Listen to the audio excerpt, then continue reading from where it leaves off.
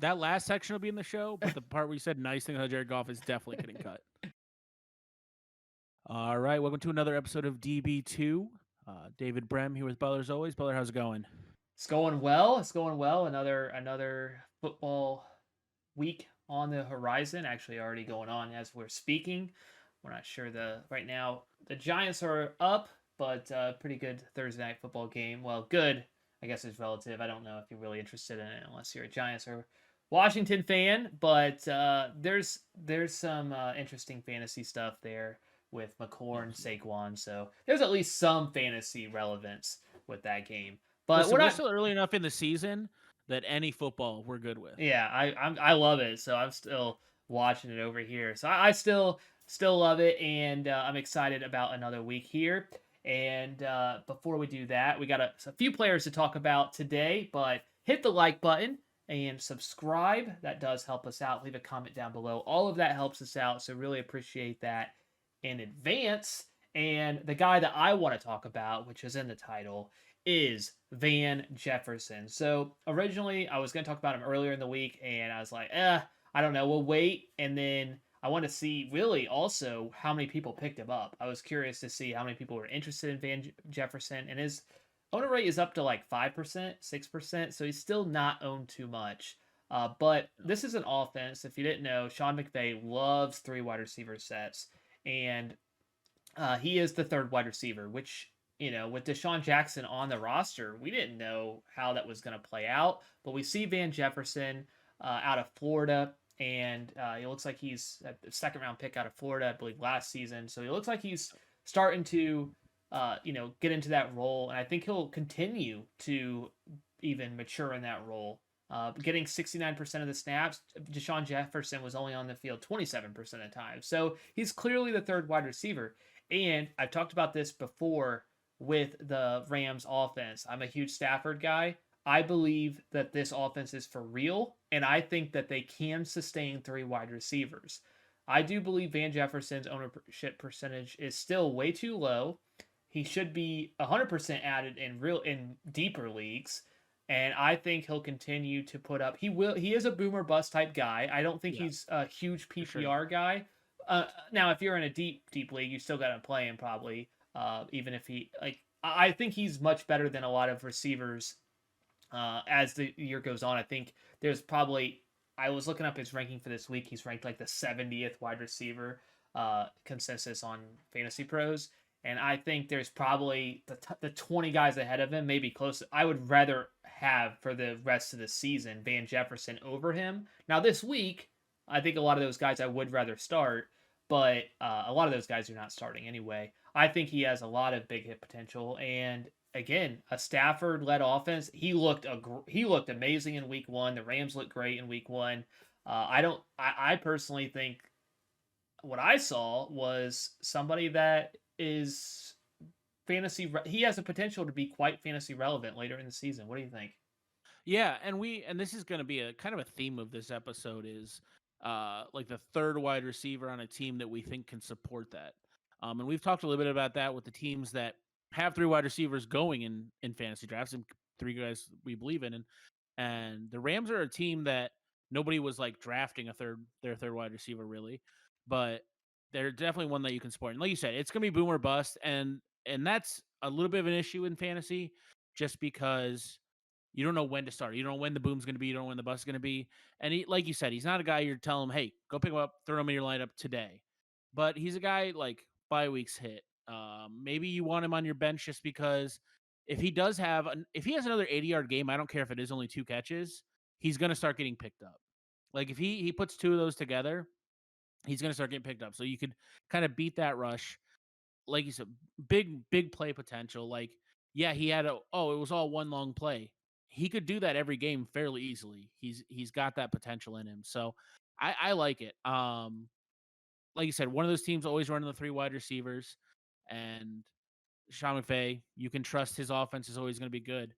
It's a guy that for sure I think is a worthwhile stash in one of those those deep bench spots you have. Yeah, I'm just looking. Even if you look at the rankings, the people ahead of him, Gabriel Davis from Buffalo, he was on the field like 50% of the time last week. Much rather have Van Jefferson. Honestly, I I'd think rather have the upside. I'd rather have Van Jefferson this week as well. But even again, we're talking we're these are guys who are right around the same area of ranking here. Hunter Renfro, Zach Pascal, I believe it's Pascal, not Pascal. My math nerd inside of me wants to say Pascal. Henry Ruggs, rather have Van Jefferson, KJ Hamler, Emmanuel Sanders, Will Fuller.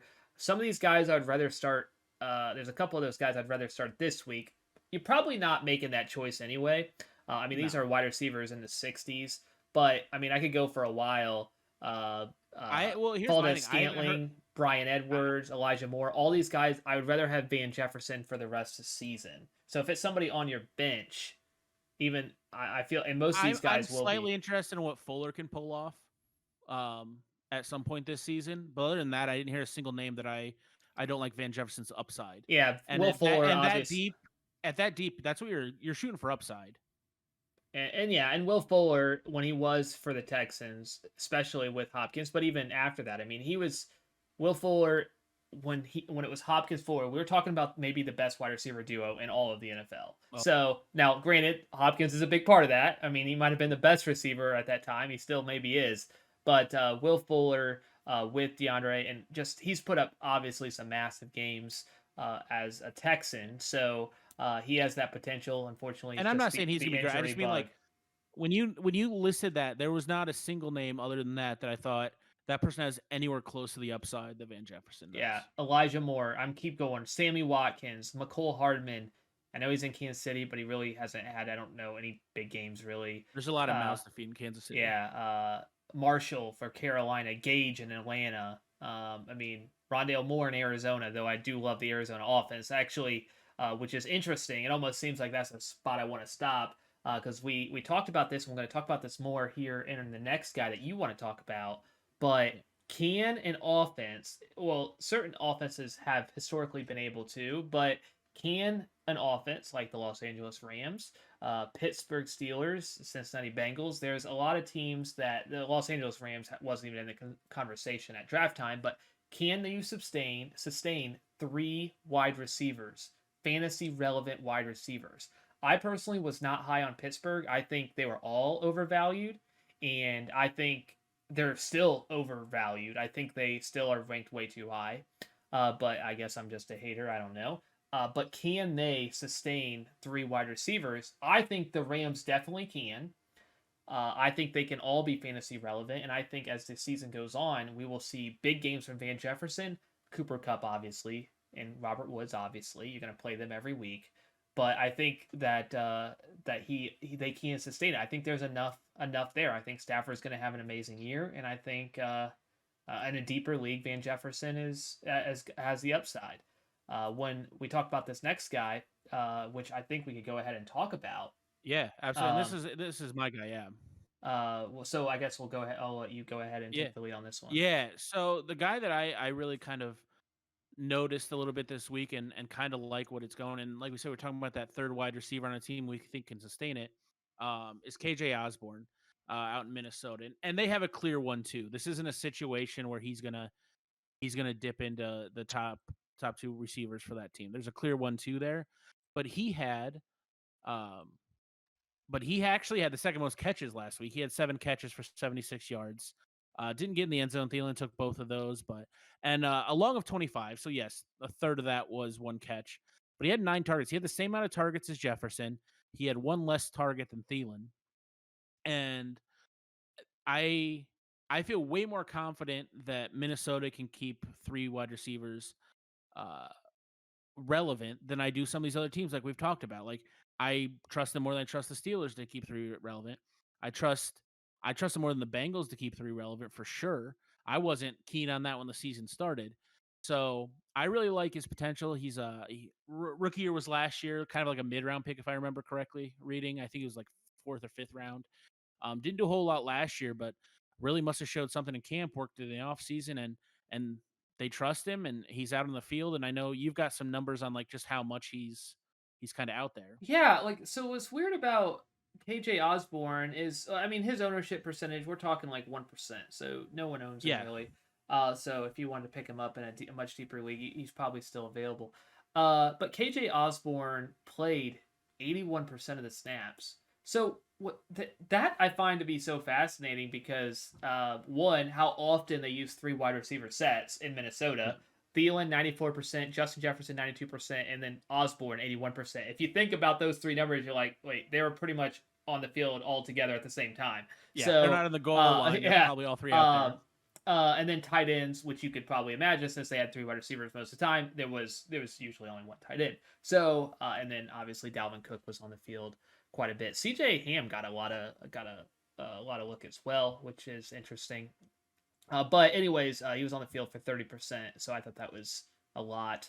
But Minnesota, I guess that's how that's gonna be expected.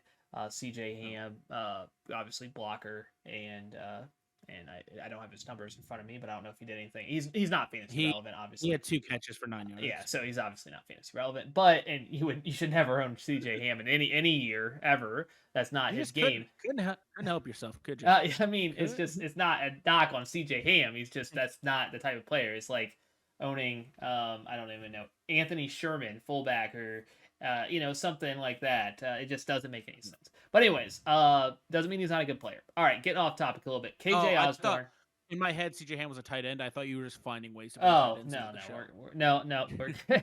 But yeah, he was on the field so much for the Minnesota Vikings, and I don't know. I don't understand why he's not looked at a little bit more valuable. I don't know if I'm missing something, but if you're on the field 81% of the time, like most of the snaps, maybe there's a game plan. I'm just looking at even the rankings here. I mean, he's ranked all the way down at like wide receiver 110.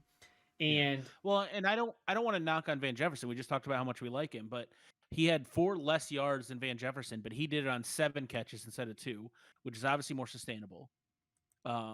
Just things like that, like the fact that you said he's like 1%, and Van Jefferson's 5. You're looking at that like is it seems like an odd choice that even Van would be that much higher uh than KJ Osborne. I just think like that's a very sustainable workload if he's on the field all the time, he's getting the catches.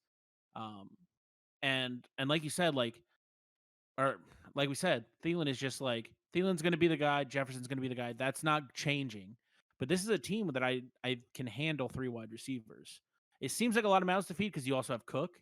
Like that seems like somebody's gonna have to fall off. But it's just he's got the talent and he's got the opportunity, which is the big thing. and maybe opportunity more than anything. Yeah. And if he's on the field, like that's the thing, especially in deeper leagues, like it's somebody that's on the field 80% of the time. Now we'll see. I didn't even mention this name. DD Westbrook is wide receiver 4, at least last week, had 15 snaps. KJ Osborne had 67. I don't know anybody that would have expected that. So we're That's a seeing huge something gap for that is clear and obvious that KJ Osborne is wide receiver 3. And not only did we get such a emphatic answer on that, we also see that the Vikings want to run, at least against the Bengals. We'll see. We only have 1 week. Yep. They want to run 3 wide receivers. So they trust him enough where they not only value him over DD Westbrook right now, but they trust him enough to be on the field almost every play. And to me, as when you're looking at somebody that's 1% owned, I don't think there's a much upside there. I do think I would not be surprised if, because I mean Kirk Cousins is a fine quarterback. He's like the most mediocre quarterback you can find. He's fine. I used to like him in Washington. I'm like, yeah, I don't know. He's fine, but I don't know if this can be sustainable. I think obviously Dalvin Cook, as they're going to be giving him plenty of love. Adam Thielen, Justin Jefferson, which we've already talked. You mentioned. I don't know if you can actually sustain a 4th option. You also have Conklin at tight end. I don't know, and that's not even so much a concern there. But I just think there's too many mouths to feed. But we're not talking. This is not a 10 to 12 team, really. I don't think he's really on your. Obviously, he's 1% owned, and even if you are interested in him, wait on him. You probably have a better player already on your team if it's a smaller league. But if you're in a much deeper league, 16-team league, something like that, KJ Osborne, and even if you're not, if you're in a smaller league and you see him, if he is able to do this consistently, obviously, I don't want to say this, but if Jefferson or Thielen, if anything, his value would skyrocket. It'd go crazy. So, well, and that would be a thing. Like, if you saw Thielen or Jefferson went down, I don't think there's going to be a lot of players in your league that immediately know who needs to be picked up. Like, and it's obvious who would immediately need to be picked up. And I think, especially in deep leagues, I don't think it's out of the question that he averages 4 or 5 catches a game. Like, they might not be for 70 yards, but I think he could average 4. So if you're in a deep PPR league, like 4 or 5 catches a game, that's a pretty decent deep play or deep bench guy for you. Yeah, I mean, if you're able to get that, I would probably guess closer to 3 catches a game. But again, we don't know how many times they're going to pass it. Well, maybe they'll try to, maybe not run Dalvin Cook into the ground. They might be a little more pass heavy. The schematic might change a little bit this year. It's just interesting that somebody that is on the field 81% of the time is not owned at all. Yeah. And he put up good numbers in week 1. So it's like, to me, it doesn't make sense, but I guess maybe it's just a wait and see on everybody. Everybody's kind of waiting to see, can you do it again? But again, if you are in a deeper league, I think he's a pretty good ad, and especially if if anything happened at the top with Thielen or Jefferson, you would, I think, immediately probably vault into your starting lineup in a deeper league. So just somebody to consider with Osborn, and maybe pick up in a deeper league when you look at players that. Yeah, I'm trying to think who you would have, but there might be players that that never see the field. You're just kind of sitting there on that you probably could swap out. And obviously, I shouldn't have said this, but if you own DB Westbrook, he should not be owned. So that would be one you could easily. That feels very unlikely. You could easily just swap the two with KJ Osborn. If you own DB Westbrook still, you do not run your team like I do, because I swapped out most of my bench in one of my leagues after week 1. So maybe that just says I'm a terrible drafter, but I swapped out quite a bit of it. So yeah, just a name to know, and a guy that like probably nobody in your league is thinking about, but a name that hopefully now you've watched this, it's in the back of your head. If something happens, you'll know where to go. Yeah, I was actually looking up ADP for these guys. I was wondering where they fell. I can't imagine. DB Westbrook, just to get an idea. Yeah, just from Fantasy Pros, wide receiver 195, because they go through everybody in PPR, and KJ Osborn was 209. I was just interested to see if we were supposed to know this, and going in, they had DD over him. So if for whatever reason, that's more. TD's the name you've heard. Yeah, but when you get that low, that's what that is. I mean, they had a projection of 21 points for Osborn and 28 points for DD. So it's not like they were really, they didn't really know. They weren't expecting much out of either of these guys.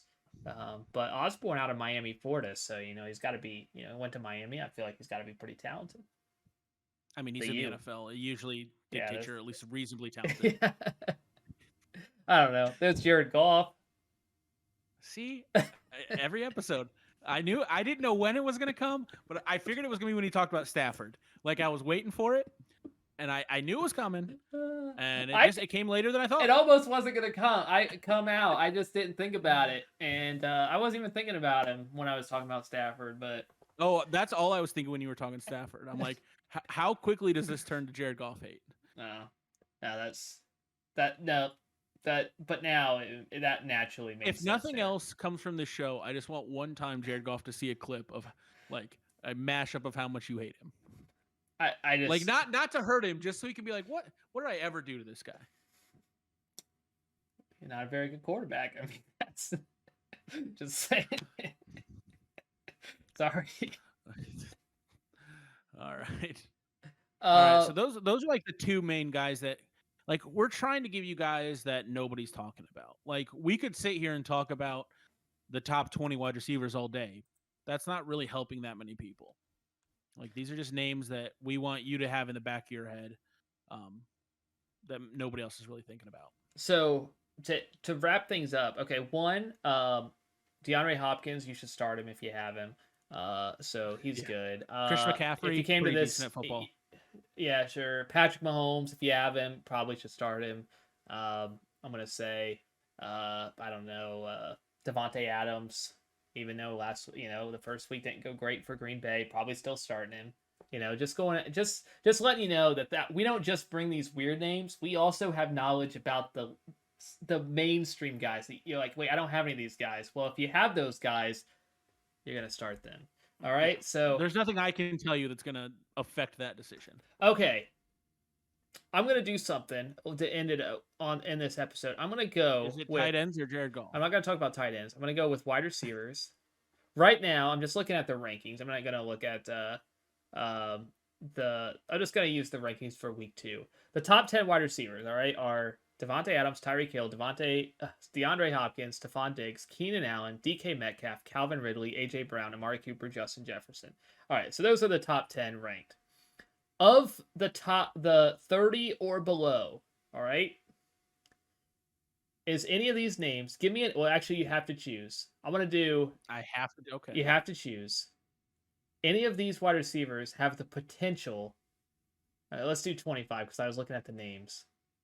We might not do 30. Have the potential to be a top 10 wide receiver this year. All right. So I'm not gonna do top 20 because I feel like that's easy because then you just pick the 11th guy or 12th guy. So no, that's fair. 20 the year or this week?